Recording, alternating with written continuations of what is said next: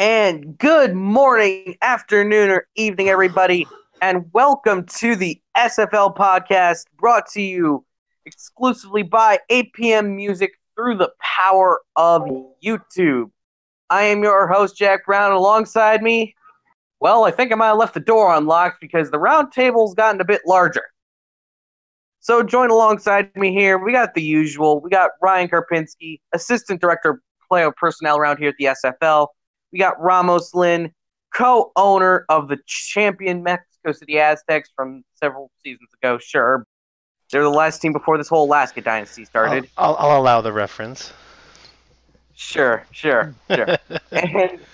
And all the way over, we got Rob Roby, quarterback and defensive assistant over at the London Knights. And apart from them, we got three very special guests. We have two draftees. We have the now halfback for the Dallas Lobos, Zach Sandlin, the Sandman himself, which is quite the little phrasing to be used right there. And new wide receiver out at OKC, Rich Pratchard. And we have free agent wide receiver Shay Carroll. So, guys, before we head in, welcome to the SFL Podcast, and how are y'all doing? Doing well. Thanks for having me. Doing great. Thanks. Ditto. Wow, you guys answered in almost perfect stagnation from each other.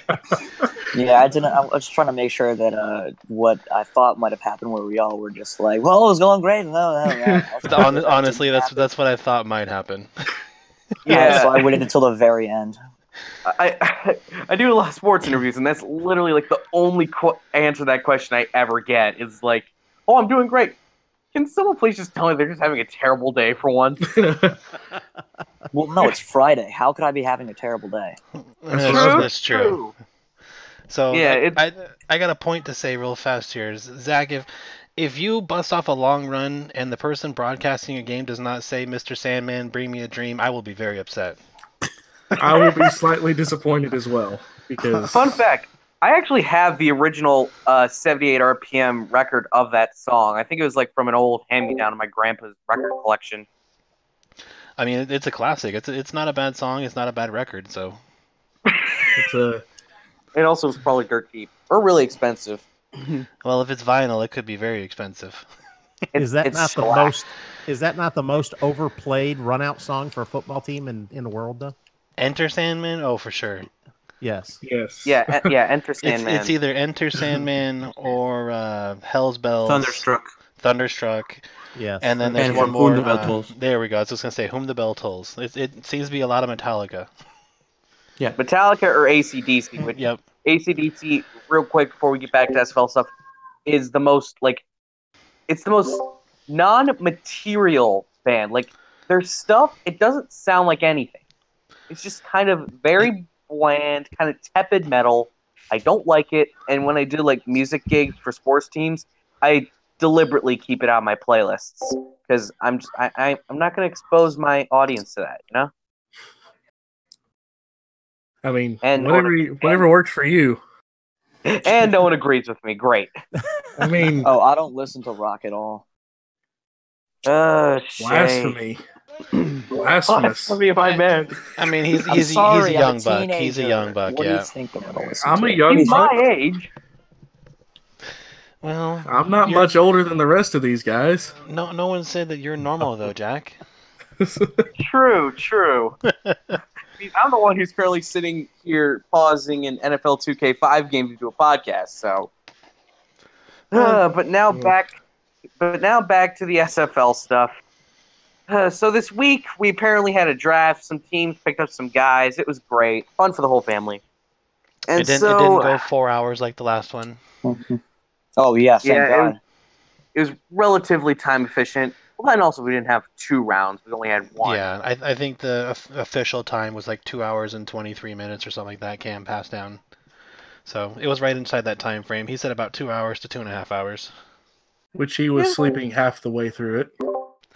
Well, I mean, he did that last season too. I think we made it an emote even.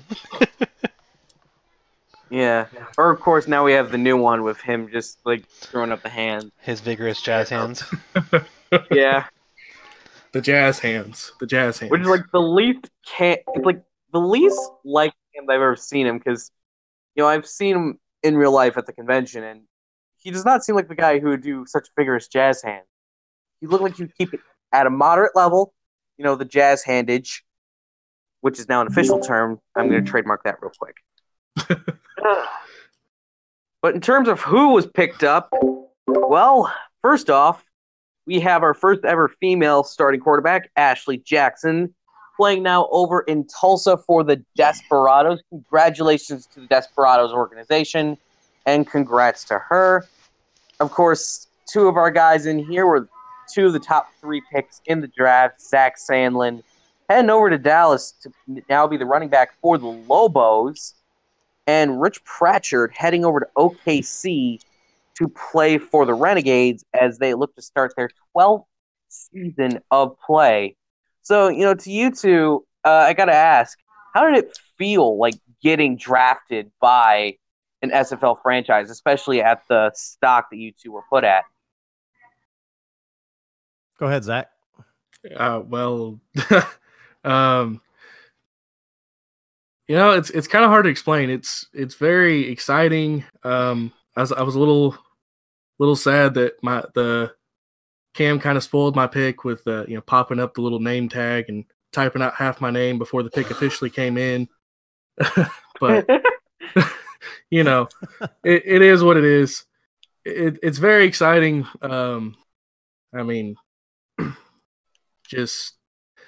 think one person said at one point that Twitch broke because they picked me as a running back instead of a linebacker, which kind of threw everybody for a loop, including myself. Yeah, because Dallas was one of the teams that had a copper running back last year, which, yeah, let's see how well that went for him.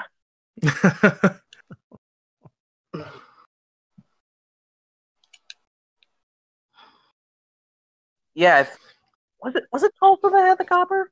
I can't remember because I know it was 2 teams that had copper, and then I knew London didn't have any. But yeah, just considering the fact that Dallas is able to pick up a running back at such high of a position. Now, looking over the signings channel, your signing has not been put out.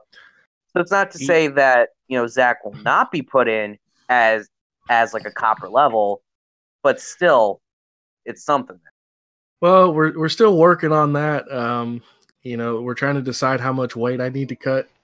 Going from linebacker to running back, that's kind of a big transition of being a 260-something pound linebacker to now running the ball. There might be some trying to get me on a training program. Nah, we always want Fridge Perry running the ball in the SFL. Come on now.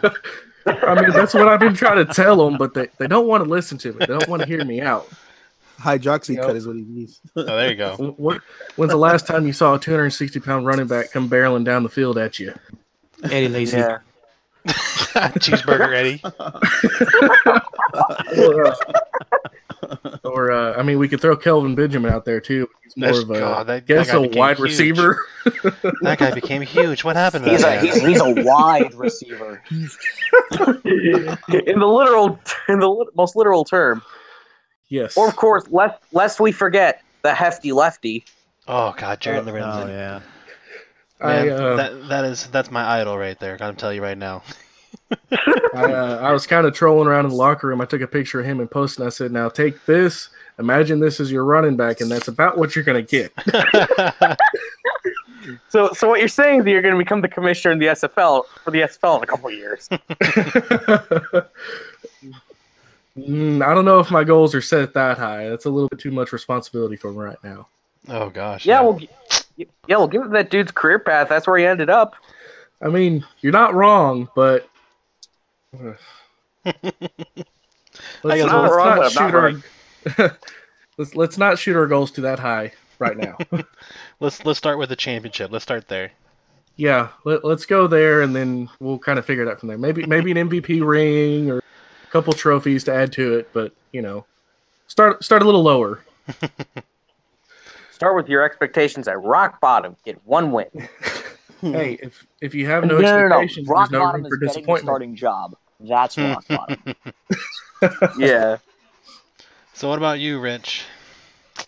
It was interesting. It really was. It was not something that this isn't even something I expected to do this season. I came on to broadcast and just watching the games, you guys got me hooked. So Yeah, I remember last season you were part of the broadcast team, and I was wondering if you were gonna kind of get that itch. Yeah, and my wife just looks at me and says, "What are you doing?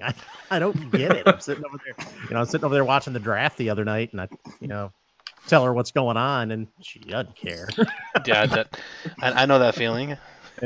Yeah. So, but it was pretty cool to be able to sit there and especially going. I did not expect to go in the top 3. I did not have a high chat ranking. I just I had just enough, just what I needed to get, but it was pretty cool. It was nice. The chat ranking and the actual max contracts, it all kind of actually depends on how the team wants to be drafting, honestly. Season 11, we had the draft, and I always bring this up, and I made sure to bring it up a lot during this offseason, was don't get so hooked on your level, basically, on whatever tier you're going to be for the draft, because Jesse Vick for Chicago was drafted, I believe he's either a copper or a bronze cornerback, and he was the 5th overall pick for Chicago. So it all comes down to basically what team needs what and how they're going to scheme it and what salary cap they have left. So we would hope that they wouldn't take a super high pick just to kind of screw over some other teams that might have that cap room. So they take a high silver and make them bronze. But I mean, competitiveness is competitiveness. Yeah. Well, I mean, look at Garen Malone and Denzel Maverick and how far they fell, and they were both really high silver contract potentials. Yeah, I believe we had Garen Malone at like max silver -4 because he missed the first couple check-ins or something like that. Yeah, and even Jacob Gustafson, he really kind of plummeted.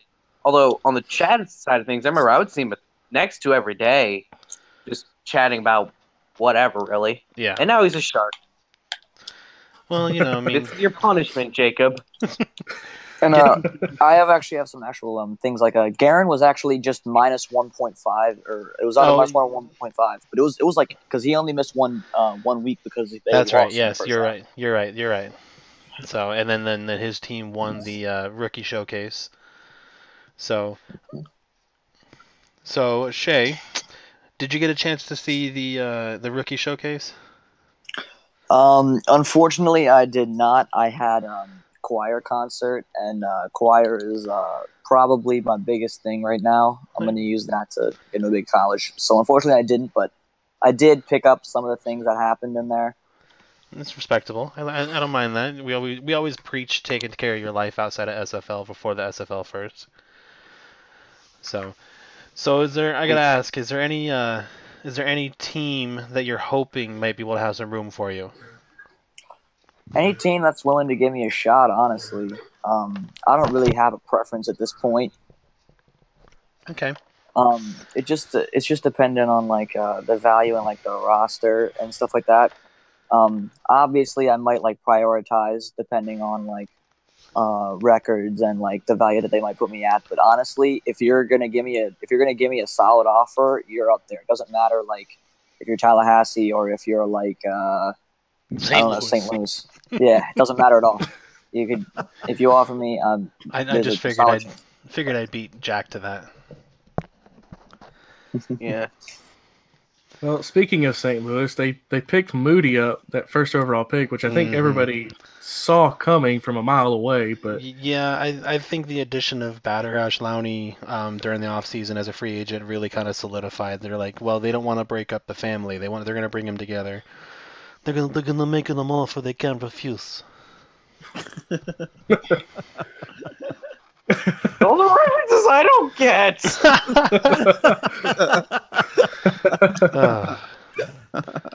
That was a good one. I tried. You need to work on your accent a little bit, but I give you props for trying. Well, and that's about as good as I can get on an instant notice of my mind, just going like, do it, just do it. Don't think about it, just do it. You get a solid B+ on that one. Giving me flashbacks to the Shia LaBeouf like speech. Do it. Oh, it was Nike commercial. It was Nike. So, gonna talk to you to the two rookies here, and even actually any of you guys can actually pop in here, on it.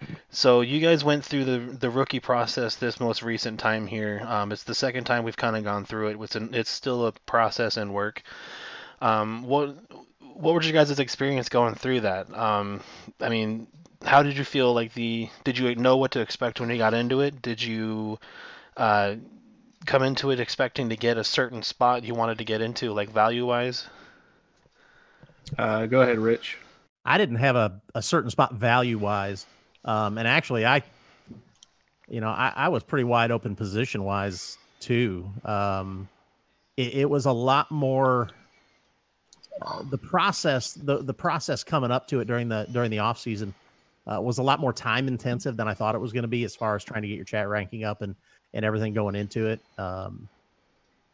But then getting to the draft and as far as value, no, I didn't have any clue what was going to come up as far as value goes, or even position, to be honest with you. I didn't know where I was going to land. I have to agree with that one.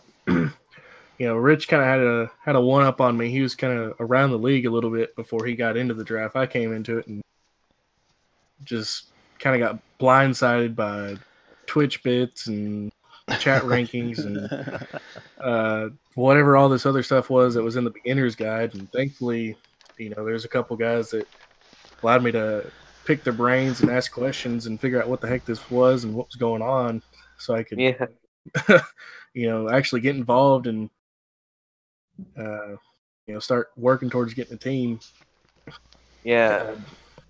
Because going back to think about bits, actually, I remember, because I think this was in the middle of season 10, while the whole bit incentive program was getting worked out, and I was hearing to Cam talk about it, like, after podcast meetings, and it was like the most convoluted thing where I would just like nod and just say, mm-hmm.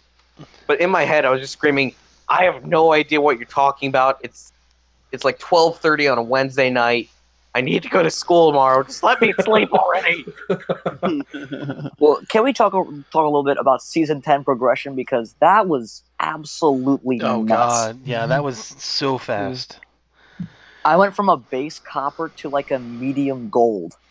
We didn't have copper in season 10. Well, I think base bronze. bronze. The lowest value. Yeah, no, and this is something. This is kind of a process. When I first was actually even thought of as assistant director of play personnel, was me and Andrew had actually kind of hashed out a little bit of it.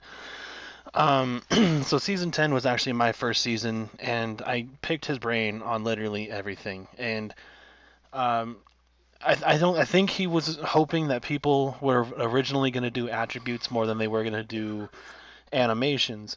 And that's the part of the problem is because animations were so quick to get. I mean, for bronze you only had to wait 2 weeks, which you still have to do now. But then you had to wait, I think it's only like 4 weeks, maybe even 3 weeks still for a silver. And then gold, you had to wait like 4 weeks. So, I mean, it wasn't like crazy having to wait. And so it allowed guys to bump up really quickly. And even in the bronze level, the way I figured it out was you're getting 25 points a week, and then you only needed 10 points per primary attribute. So if you saved a week in the progression, so you got 50 points the next week, instead of getting only 2 points into your primary attribute, you can get 5 points for the second week. So it was worth it to save through the week there. And so I think people were realizing that as well. So it really ramped up really quickly, and you saw people hitting gold levels like really early in the season. You still had that this season, but those were people that already started like super high actually, and that was about week 3 or 4 when they can get their animations when they actually got to that level. But yeah, so season 10 progression was insane. It was super quickly, it was super fast. And I don't know how we were able to keep NFL numbers kind of actually similar to what we normally get, or SFL numbers similar to what we get for NFL, And that's another point that I'm going to bring up a little bit later. But basically, the numbers are really comparable, honestly. Sure, we only run 11-minute quarters and everything like that, but it's something that if you look at the numbers as a whole, they're actually all really close together. Yeah, because I mean, I remember like we put out those reports. I think it's like what every just so often. Yeah, I think he normally puts them out like once or twice a season. Yeah, and generally speaking, we're within a range of error of the NFL as to where we can still be comparable to them. Yeah. Sure, there's some things where it's like, just general quarterback, how a quarterback may play is different.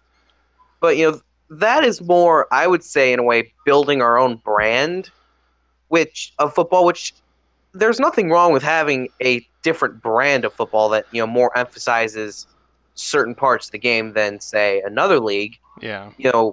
Helps differentiate you, as long as you don't go all XFL on everyone and just completely blow up the game of football, and then try to reestablish a league and put 7 of your 8 teams in already NFL established cities.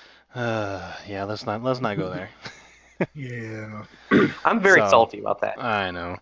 So, but yeah, going back to the season 10 progression, yeah, it was a super fast thing, and I mean, it was a trial and error type thing basically. We just wanted to see what kind of system we could put in place. Like I say we, but I was actually a player then. But I guess I can just say it's a kind of system they wanted to put in place. And so when you saw season 10 was super fast, then they really wanted to slow it down, which they did for season 11 by making animations more expensive, and hoping that more people would focus on attributes again. Because the way when I first came into the league, the first thing I asked Andrew, the director of player personnel, was, so what is the difference between leveling up my attributes or leveling up my animations? And he goes, all right, well, attributes, they're for the every down play. That's what's going to make your guy play consistently good every single down. Animations are usually very situational. And I mean, you could use it for a defensive back standpoint, where a safety with ball hawk, they run the ball, that animation's useless. Receivers with breakaway burst, they run the ball, useless. And like it's just that kind of thing where it's situational. And obviously some of the communities realize some are a little more powerful than others, so you get quite a few guys with the same ones. So it's still trial and error. I think this last season was a good one to kind of build off of. So we'll see if we do any changes. I think we're gonna leave it most of the place this season. I know the owners implemented a new progression rule for copper and bronze for this season. I can't remember it off the top of my head. I have to look at the rule books again to kind of check it.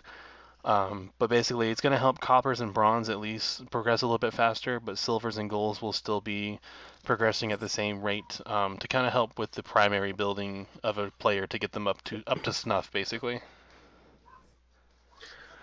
Well, Yeah, because I remember. Go ahead. Yeah, because I remember last season, and I think that was actually a problem with St. Louis that was talked about at the convention, because that was the week 1 game where St. Louis missed like 3 field goals and lost the game by 8. And so kind of the issue came up of there's no way that a lot of these guys are going to be able to progress to a point where they're viable within a game plan until, they would theoretically get there by the playoffs, yeah. But not every team make the playoffs, so it would be useless by that point. Yeah. And and so obviously in response to that, the owners said pass those. Yeah, they decided to help a little bit there. So Zach, you brought up earlier the rookie introduction piece. Just for those of you that don't know, that was actually the first thing that I did as assistant director player personnel. Was Andrew came to me and he was talking about, hey, I have a project for you. Can you write up something that will kind of give new people to the server something to be able to read over and answer most questions, and then they can ask any other questions they get if that doesn't answer it. So you said you read over it. Is there anything that you kind of read in there and you thought was like, God, I don't really understand what the heck that is, um, or was there anything that you're like, well, yeah, duh. I think overall you did a really good job of like introducing what it is and kind of how you get involved. The progression stuff, when you start getting into that, and when it starts talking about the bits and submitting bits and rookie check-ins versus this and that, I think that's where it kind of got a little muddled. That's where I had to personally ask some questions, and Yeah. part of that was just my unfamiliarity with Twitch and the bits and that kind of system. But Yeah, and I noticed that's another thing with a couple of the people that join in is they'll message me and they'll be like, "What exactly are these Twitch bits?" And like, how do I cheer them? And I feel the progression part of it, you kind of understand more. Like you ask a few questions and then you kind of see it in process. And you're like, oh, okay, I see how this works. yeah, and Yeah. what I was going to bring up earlier is I can't remember who posted the article, but somebody posted an article right before the rookie draft talking about kind of what you guys are talking about, attributes versus animations, like what's important for your player building stuff. I think it was. I believe it was Mickey. Martino? Yeah, I believe it was Mickey Martino. Yeah, that was a good article. That was a good really good article, and I think Yeah. that would be some good quality information to maybe include in like your introductory stuff, just to Yeah, kind of give a breakdown of just the progression system and kind of what it looks like, and some ideas for player builds. Because when you start talking about player builds as somebody new to the league, it's like I have no idea what this is or what's going on, and Yeah, how do I build my player? Where do I submit my player? What's going on? Do I make my player before I get here or after I get drafted, or Okay. let's go, Yeah, no, I appreciate that. I was gonna ask you guys, and I figured, well, we're on the podcast. Like, I'll have the information known to everybody, and I'll get I'll put myself on blast. Like, I have no problem having my work critiqued. I do the rookie big board, for God's sake. Everyone flames me for that. God, let's not bring up mock drafts either, because I was I gonna ask thought you I was about going to that, get Zach. lynched. What was that? There's a lynch mob after me after that mock draft came out. Oh gosh. What was that, Rich? You were saying? No, that was going to be my comment. Is don't do a mock draft if you want to keep any good Yeah. relationships. Oh, Yeah, gosh. If you want to have friends, at least Yeah, in your exactly. rookie class, don't Well- do a mock draft. Yeah, well, I'd say there is one other way you could do it, and actually, I still haven't told anybody exactly who it was, but while I was doing the rookie big board last offseason for season 10 to season 11, I had a player come to me and it's like, hey, I want to do a mock draft, but I don't want to have my name attached to it, and so began my quote unquote draft darling, where he would send me basically a mock draft. He would write me somewhat of a letter that I would include in there, and then I would publish the mock draft for them. So I mean, that's one way you could kind of work around it if you really want to do one. But then that's one thing also is if you do beat writing and you do any articles just around the league, that's one thing you're gonna have to get used to. You're gonna catch some flack no matter what happens. I mean, we had Hunter Jones this last season. He did his Player of the Week articles each season, and then he missed a Qantas Shines 21 solo tackle game. And immediately people are like, wait, how did this not go on here? Like, what? This is a joke, right? And then, I mean, it happens sometimes. And so he did make up for the mistake. He made a special article just for that. But it's just something you got to kind of get a thick skin for it, and don't let it don't let it get too much to you. Yeah, just host a podcast if you want to be averted from all that. Just so that everyone just so that everyone just makes memes out of everything you say, and no one takes you seriously anymore. It's great. Yeah. So, and then I've kind of been neglecting Shay here. So for you this is going to be your third season, correct? Yeah. So how was your feeling after the first two seasons? I know you were with Dallas for the first season, and then I believe it was Baltimore this last season, correct? Yes. Yeah. So what was your kind of overall feeling from between the two seasons? I mean, you had the kind of the down season with Dallas in season 10. You had the season 11. You guys had a pretty good season with Baltimore. So. How was the kind of general feeling in that? Yeah, it kind of felt like a zero to hero story because like I went from like last in the league to like a team that was third in the seedings, and so that was pretty cool. But honestly, I can't really complain about anything because both of my years, not both my years, both of my seasons with both teams, they were both very productive, and I think that without Dallas, I definitely wouldn't have been with Baltimore. And so even though it wasn't the season that we ended up wanting, it still it was a huge step in my career because it got my rookie season out of the way. And so that was pretty important to me. And then Baltimore, one of the nicest teams I've ever been a part of. I mean, I've only been a part of two, but still. It was a really nice locker room. I loved all the guys that were in there. And so I think that was probably one of the things that made it so hard to say goodbye to them was definitely saying goodbye to that activity and like that supportive group over there. So that was probably the two highlights. But performance-wise, I would say my best performance either week 2 of season 10, Dallas at QCC. That was probably a good performance. And then I guess it would be playoff performance from Mexico as Baltimore. But yeah, that's how I'd sum up my experience. All right. Yeah. Yo, how you guys doing, man? This is Mix, man. How y'all doing, man? Oh yeah, we forgot we had the first from London on the podcast. Yeah. No, it's like double Dutch in here. You got to just jump in. You know what I'm saying? So Yeah, unfortunately. yeah. Yeah. One thing. Oh, go ahead, Jack. You good? Jack. Jack. Who even am I anymore? I don't know. You're third place. So Don't you dare say that again. You're third up on the ladder staff. That's true. Yeah, I was so I was just spectating, man. And you guys, one thing I just want to go ahead and congratulate you guys for getting to this spot that you're at now. I know the whole grind of trying to be the number one guy. I mean, I think I climbed to like 5 or 4 or something like that in my time. This is only like my 6th month here. But so I want to congratulate you guys because a lot of people don't realize this is not just based off of your activity.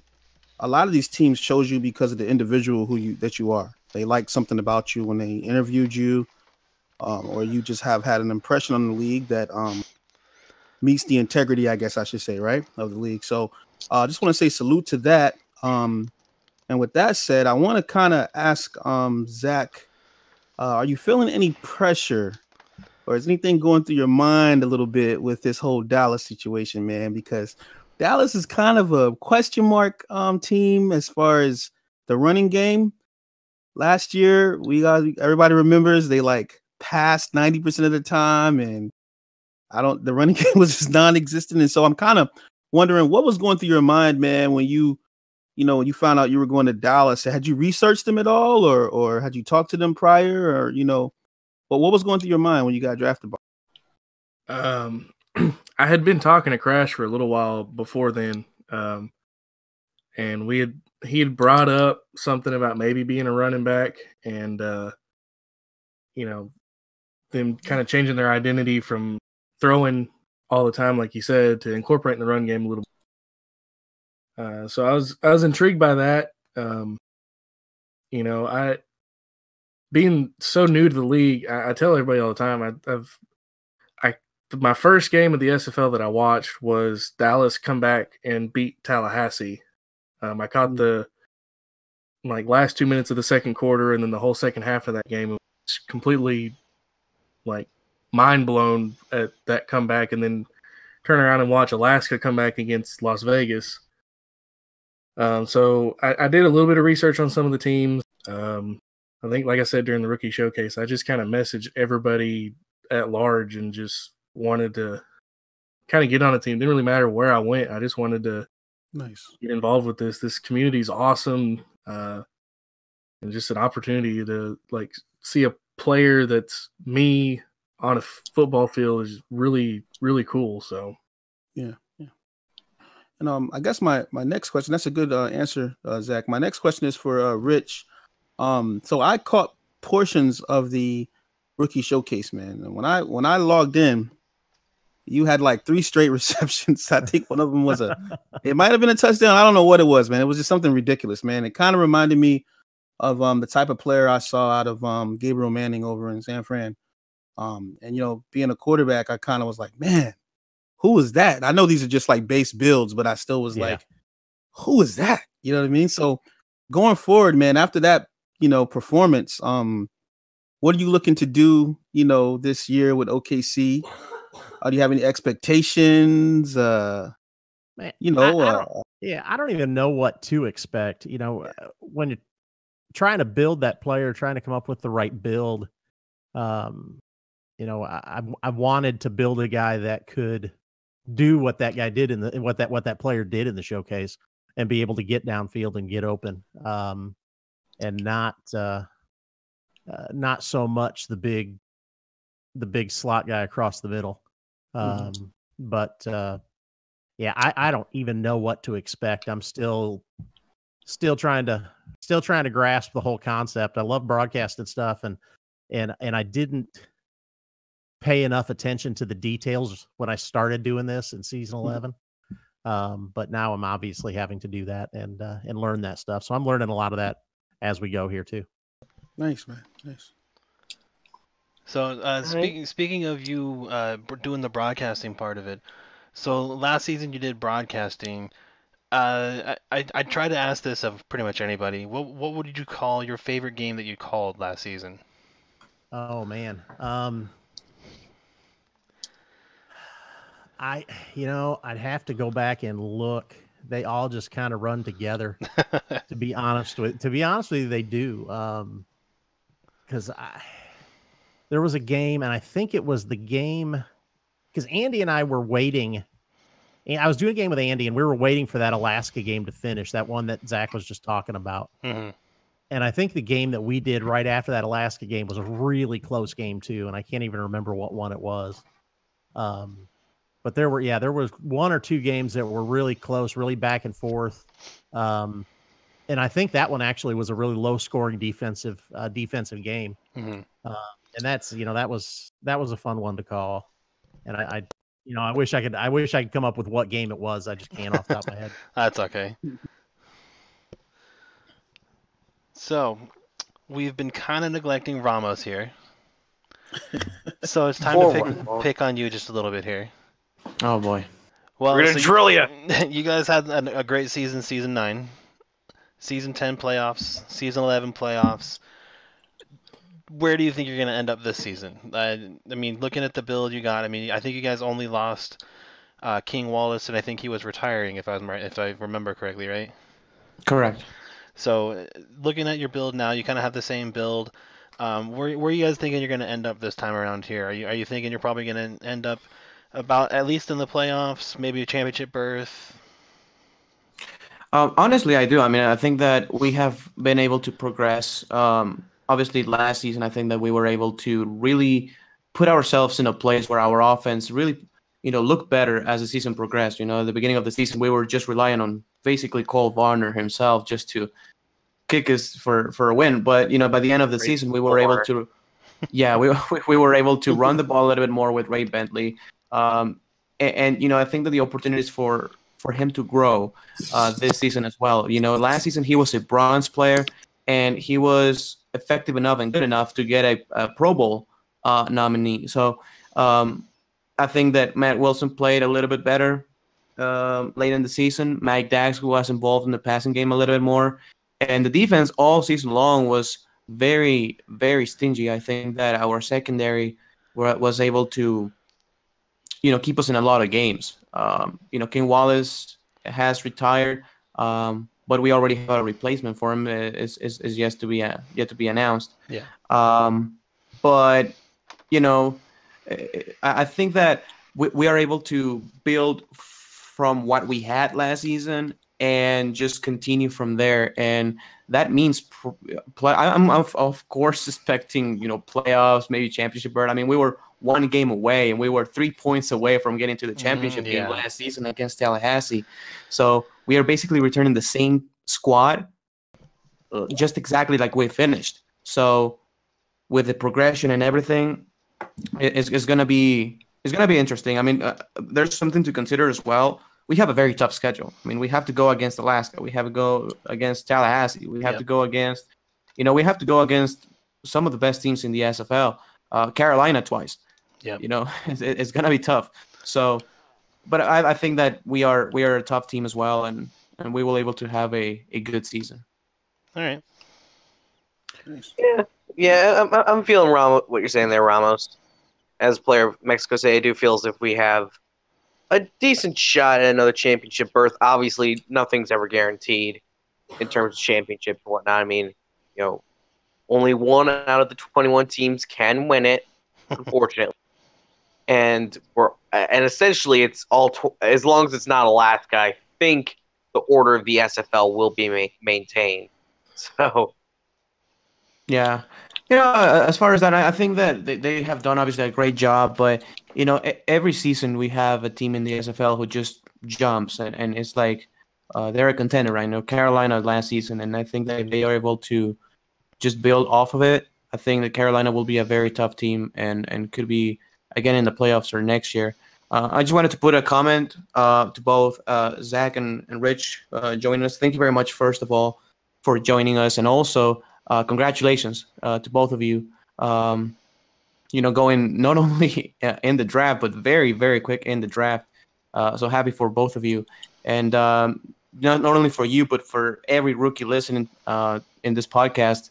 Just help your teams win games. It's like, put in your player progressions every week. Be helpful with your locker room. If you see something about another team, like, you figure out some tendencies in another team and you want to put it out to your head coach, do so. I mean, here with the Aztecs, at least, I have it with me. Before Matt Wilson became the co-owner, he was like, hey, have you seen Dallas? They like to do this kind of plays. And I was like checking on it. It's like, okay, so let me go ahead and build something to counter that, right? So, be helpful with your teams, turn on your progressions, and help your team win ball games. Right now we are speaking about the Lobos and the Renegades because we have these two players here. These are proud franchises. I mean, the Oklahoma City Renegades have gone to 2 championship games, Dallas to 1 championship game. So, they're 2 teams that I think they are on the brink of doing and making something great happen. Dallas had a phenomenal passing attack last season, and I think they were just, that piece away, that running back, right? That curveball, because the pass to Michael Zaya were great, but I think they needed that curveball. So Zach going to Dallas will help them a lot, and the same with Rich. I think that with Deacon Nickens, who is a very good quarterback, had a very good season last year. Getting the ball to Tiberius Bolvine and getting to Hunter and everything was great, but I think that maybe he needed, another guy, So I think that Rich can fill out that spot effectively, and, hoping for the best for both of you. Appreciate it. Thanks, Robbins. Yeah, thank you very much. Yeah. And to you, Shay, best of luck in trying to find a team, no matter where that may be, whether it be very much so. Whether it be in the depths of San Francisco or in an actual championship contender, literally anywhere else. I have to make my jabs against San Francisco. Like, it's become my thing at this point. I'm not going to let up. And hey, they haven't responded to me yet, so... So, I mean, if we're going to take jabs here, I mean, it's not a really jab, but... Kaz McFly, how do you think he's doing this season here, Rob? Oh, Kaz. Oh, you know what? No, with this schedule, I gotta face this guy. Oh, gonna be crazy. Yeah. I was gonna say, like, you got to face off against them this season now, so I mean, you're hoping for at least one bad game, right? I got two. I got one. You said, Imagine you throw say? pick six to him. Oh gosh. I'm just gonna tell you guys. So London brought me a recliner chair, and I didn't understand it. I was like, "Why'd you guys get me a recliner?" That's because we drafted Reggie Streeter, man. So I'm not looking to be passing the ball much this year, guys. You're gonna be an armchair quarterback, all right? Yeah, man. I might throw a little screen here, little outs plays. I'm off the field. Reggie gets the ball. There you go. So speaking of rookies in the draft, I gotta ask, because I was asking in the chat, what's everybody think that the most like shocking or kind of off the wall pick was during the draft? Oh gosh. Ashley Jackson, but I really love that pick. Number one, Ashley Jackson. She comes to me as what? I didn't even hear. Anyway, don't deny it. I didn't even hear. He was saying you got a crush on her. Yeah, that says it all. That says it all. Honestly though, I mean, I love the fact that she became the quarterback because she comes around to me like a lady who is very enthusiastic about the SFL and overall, and I think that she can lit a spark on that team. I think that like that's something that team needed a little bit, that gives them more identity on offense.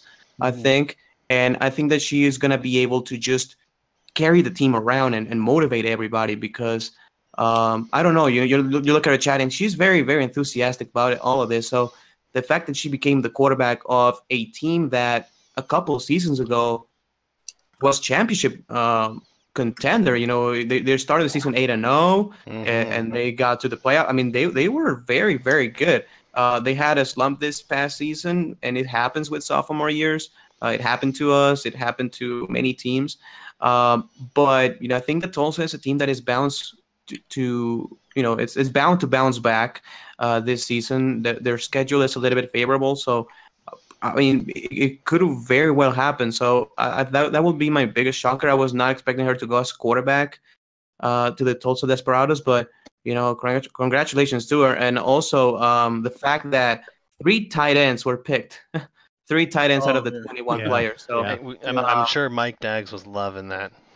Yeah, both Mike and Shan Varner were loving it.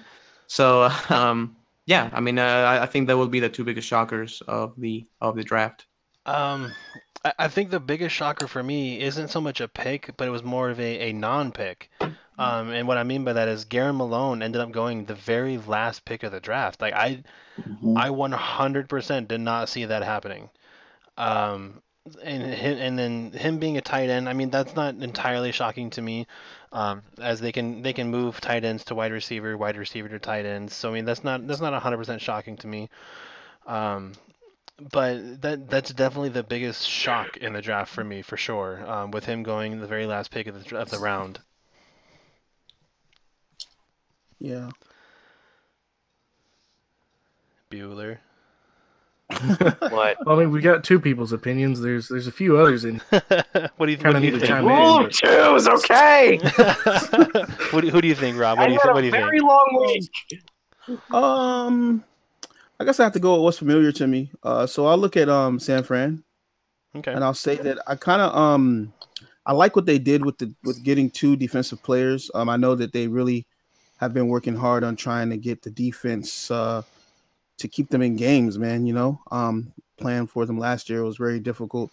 Getting the offense motivated, and the defense was just like, it seemed like it flourished over the week. So I think I was kind of not surprised that they landed to 2 defensive players, but I kind of was shocked because I felt like, with the loss of Nicky Martino, I'm kind of wondering what that's going to do for the for the offense. I'm not sure if they signed another receiver or not. I hadn't heard about it, but I kind of feel like, maybe they may have wanted to return because once teams start cluing in on Gabriel and burn him out there, so they're gonna have to depend more, I guess, on the running game. So I kind of was a little shocked that they didn't. Well, I'm not sure if they wanted to take a wide receiver or not. So I wasn't in their draft boards or whatever. But I was.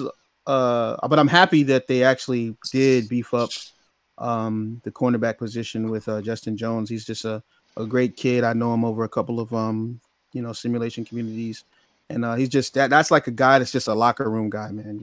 And I can say that on the podcast. He's just a good guy, man. And he's got a lot of energy and activity on him, and so that's a guy that you want. You know what I mean, in your locker room. So yeah.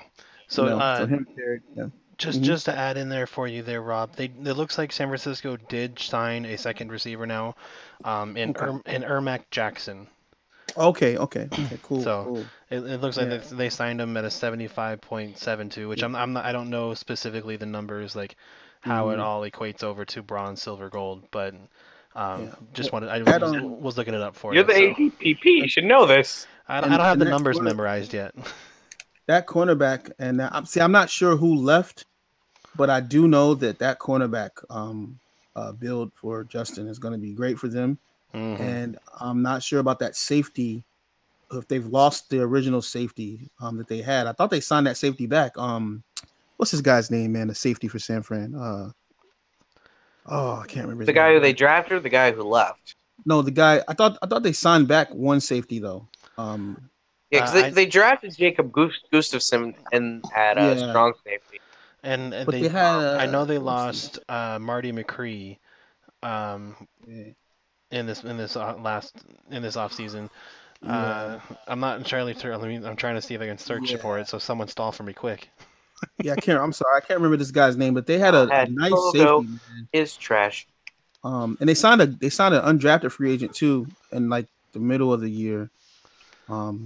So I just think that's good for the defense, man. If they brought back all the guys that I think they brought back, then that's like really good for the defense. There he is. So. Looks like Barry Barkley. Yeah, Barkley. There's one. Is there one more? Barry Barkley was the free safety, and then they have Jacob Gustafson that they drafted. Okay. Yeah. Formerly, Brad Brashett? Yeah, Brad Brashett, the kicker for Alaska. Okay. Yeah, I knew he was a quick kicker for Alaska, but I couldn't exactly remember his last name. Yeah, Brashett. Yeah. So, speaking of kickers, something rather intriguing on my end is the fact that Denver actually picked up a kicker in the draft, Kramer Jackson. Oh yeah, Kramer, and I know Kramer too, man. I'm gonna say this too.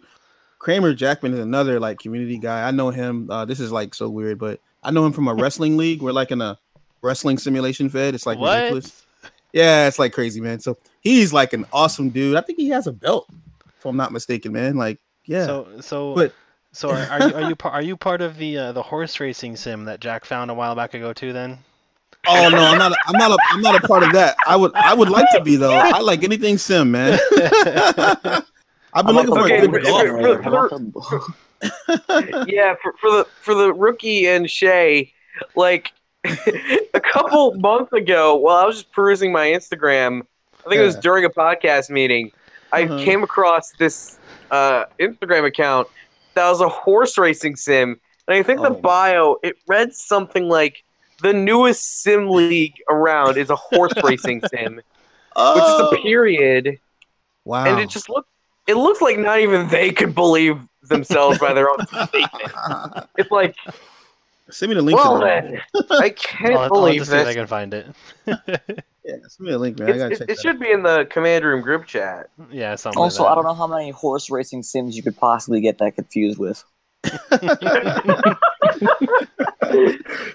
There's too many. There's running around a dirt track a couple times while a bunch of really rich people watch you run. And funny hats. Oh, yep, man. with stupid The names. monocles. Don't forget the monocles. Oh, that's right. Monocles, canes, funny hats, and tight pants. What? I'm like scrolling through. Oh yes, I found it. All right, make sure you send that to Rob. So yeah, did New Orleans lose a running? Did they lose? Who was the running back in New Orleans last year? The running back was Donk Bonkers last season. Yeah. Did he leave? I think he actually ended up leaving the league. Honestly, I don't think I've seen him since. Actually, really, mostly for most last season. Also, okay. Much like MVP. Jay Aniola. Yeah, Oh, he's yeah, on. that's what I was about to say. Jai Aniola. Oh man, that's terrible. I finally get his name right, and he's no longer in the season in the league. And guess who they picked up? Well, Stay Let's not with me bring now, that up. everybody.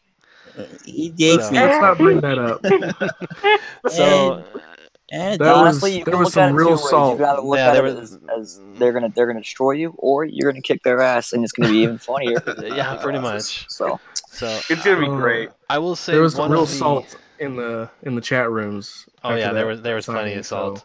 mhm. So I will Uh, say one of the more interesting free agent pickups, since we're kind of going all over the board here at the moment, would be Kevin Bain going over to Alaska.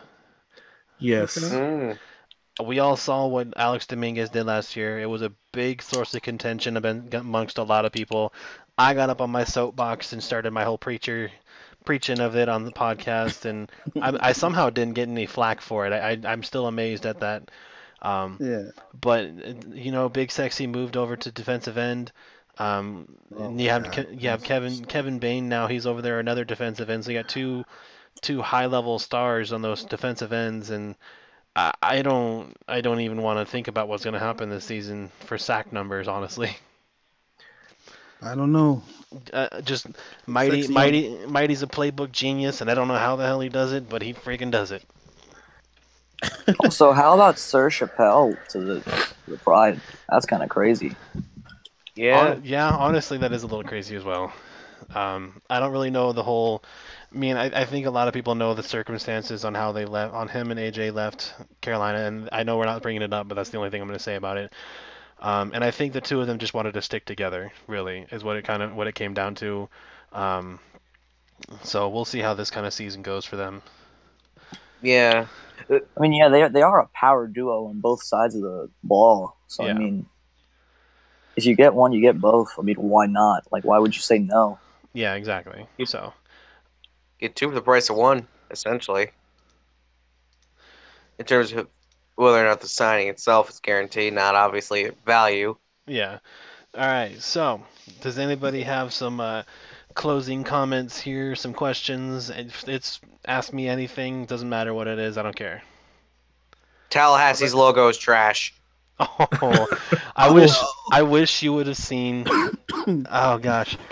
All right, I'm gonna give this as a teaser, and I don't want to say it just now because I want to make sure I'm okay to say this before saying it out there. But you should have seen Tallahassee's logo before the one they actually released out there. They had to make an edit to it, and you guys can thank Crash Combs for this if I do get to talk about this. And Frank Gooden, the owner of Tallahassee, and Andrew Rastelli, DPP, both busted up laughing when they realized what happened.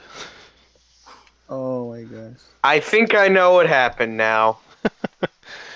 So, all right. So actually, real quick, before we do some more here, talking about logos. Which one do you guys like so far? Which one do you guys want to say your favorite is at the moment? The new ones.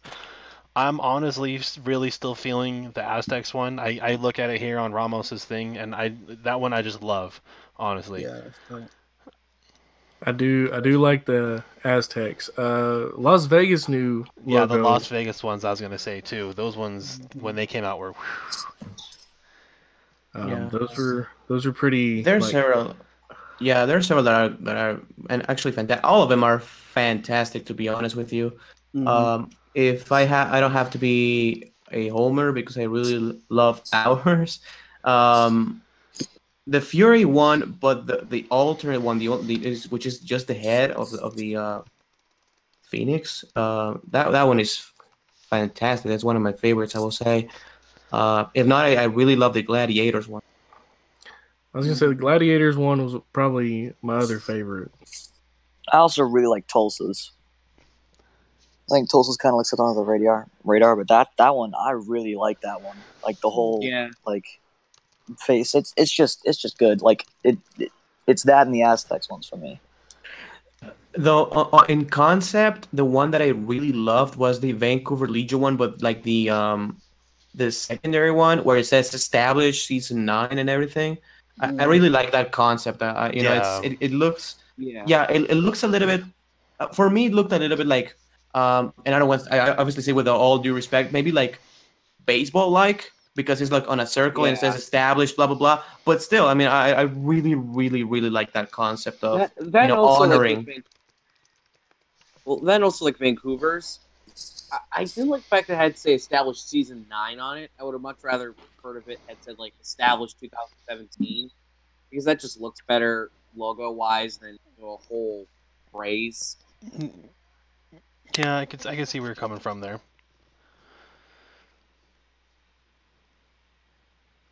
Yeah, but I mean, really, in terms of my personal favorite logo, honestly, also Carolina's is really nice looking. Yeah, I mean, I think almost all of them I really like. I mean, Matt Doyle has really done a really great job on these, and I can't wait to see what the rest of them comes out to be looking like, because he's killing it in my opinion. Yeah, he is. He is. Yeah. So good on Matt Doyle, and I think, folks, we've exhausted all the time we got here. So with that, thanks for tuning into the SFL podcast presented to you by 8 p.m. Music through the power of YouTube. Here we had the Mega Podcast, where we had the roundtable, and because I guess I left the door open, we also had Zach Sandlin, Rich Pratchard, and Shay Carroll. And with that, from all of us, thank you, and have a great weekend full of, well, football, because we ain't got SFL.